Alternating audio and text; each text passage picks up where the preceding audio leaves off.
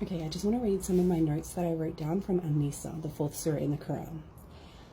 So this is for the first section, which is mostly property inheritance laws, and these are my notes that I've written. So Allah commands Muslims to honor the rights of women and orphans. They must manage the wealth of orphans responsibly and not steal from them, for their wealth must be returned when the time is appropriate. When married, women should be given their due rights, or dowry.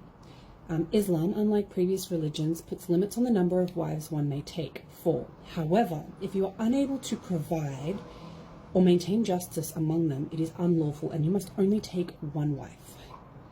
The rules of inheritance are covered in detail, and while the division may appear unequal by modern standards, it is worth remembering that the men were expected to provide for the women. Islam entitled women to inheritance, property in their own name, and dowry paid directly to them and not to their fathers. This was an enormous progress for women of the time, and women in the West would not enjoy some of these same rights for approximately 1,000 years. Islam is basically raising women up on a pedestal. So a lot of people come into my comments and they try and use verses, particularly from this surah, to dissuade me from reading and convince me that I shouldn't be learning about Islam, how awful Islam is to women, and you can beat your wife and you can do all of these things. And I think it's worth noting that, well, yes, there is a part in this surah that does mention disciplining your wife. That was also the norm up until the early 1900s in the West.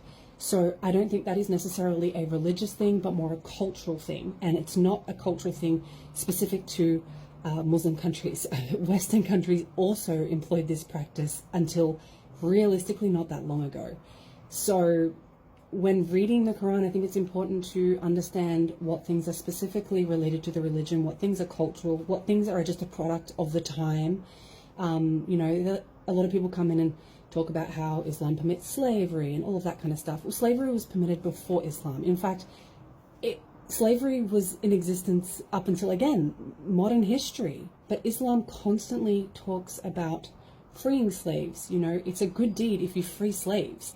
So while slavery may have been part of life and the economy of the time, I think Islam really does try to encourage its followers not to participate in that, and it's a good deed to release a slave, to be a kind person. So I just wanted to share.